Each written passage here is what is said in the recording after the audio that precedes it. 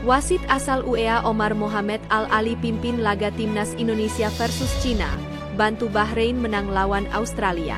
Meski sudah turunkan harga, tiket pertandingan Cina versus Timnas Indonesia tidak laku.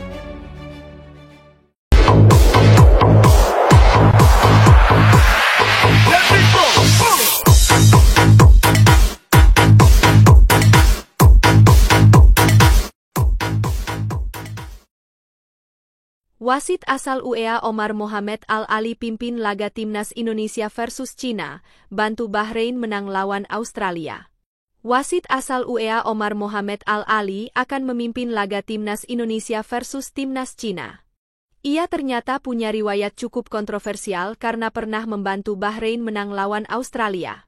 Momen itu terjadi pada matchday 1 Grup C putaran 3 kualifikasi Piala Dunia 2026 Zona Asia, 5 September 2024.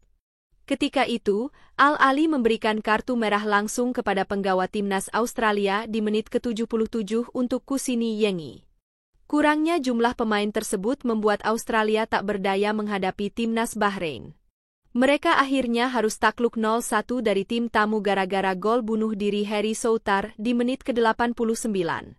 Menurut informasi yang beredar, Al-Ali akan kembali ditugaskan memimpin pertandingan di kualifikasi Piala Dunia 2026 Zona Asia. Pria berusia 36 tahun itu akan menjadi pengadil laga Timnas Cina versus Timnas Indonesia di Qingdao Youth Football Stadium, Qingdao, Selasa 15 Oktober 2024 malam waktu Indonesia Barat. Kembali, partai yang melibatkan Indonesia akan dipimpin oleh wasit asal Timur Tengah. Lantas, seperti apa riwayat Al-Ali? Selain dianggap menguntungkan Bahrain pada laga kontra Australia, pria kelahiran Sharjah ini sudah cukup malang melintang sebagai wasit. Ia bahkan pernah bertugas pada ajang Piala Dunia U17 2023 di Indonesia dengan memimpin 3 pertandingan. Di luar itu, Al-Ali belum pernah memimpin laga yang melibatkan Indonesia sama sekali. Menariknya, pria kelahiran 1988 itu malah sudah 1 kali menjadi pengadil pertandingan yang melibatkan timnas Cina. Al-Ali ditugaskan memimpin pertandingan tim Dragons melawan timnas Singapura pada babak kedua kualifikasi Piala Dunia 2026 Zona Asia. Ketika itu, Cina menang dengan skor telak 4-1 atas The Lions. Di laga itu, 1 kartu merah dicabut dari kantong Al-Ali untuk Li Yuanyi. Namun, kehilangan 1 pemain tak berpengaruh banyak lantaran Cina tetap menang 4-1. Tentu, Al-Ali diharapkan dapat memimpin pertandingan dengan lebih adil. Sebab, Indonesia masih trauma gara-gara kepemimpinan wasit Ahmed Al-Kaf di laga kontra timnas Bahrain. Meski sudah turunkan harga, tiket pertandingan Cina versus timnas Indonesia tidak laku. Tiket pertandingan Cina melawan timnas Indonesia tidak laku terjual. Cina akan menyambut timnas Indonesia di laga lanjutan putaran ketiga kualifikasi Piala Dunia 2026 Zona Asia. Meski ini adalah laga internasional, namun rendahnya antusiasme suporter Cina berdampak pada penjualan tiket. Dikutip dari laman Luzhong Morning News, kegagalan Cina dalam 3 laga perdana mempengaruhi penjualan tiket bahkan H3 sebelum pertandingan.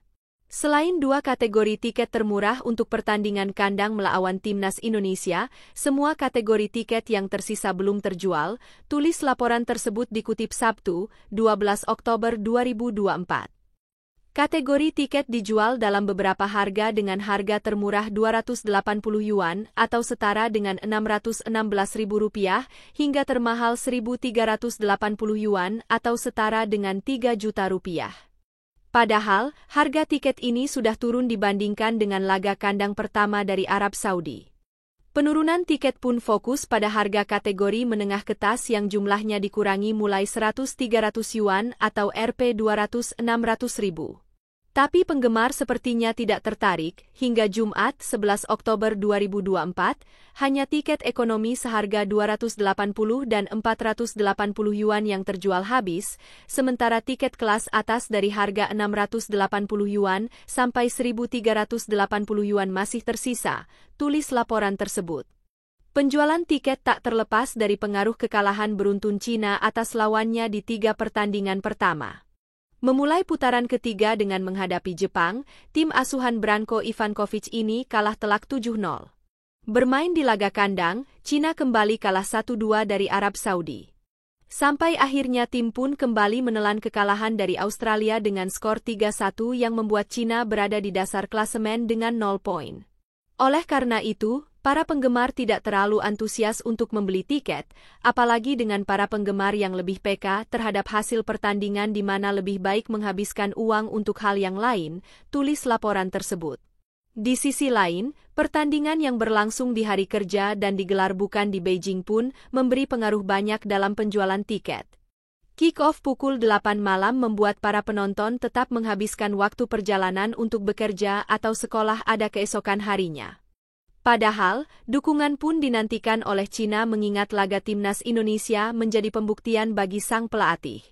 Hasil pertandingan ini tidak hanya menentukan nasib Cina di kualifikasi Piala Dunia, tapi juga minat supporter pada timnas Cina yang semakin menurun, tutup laporan tersebut.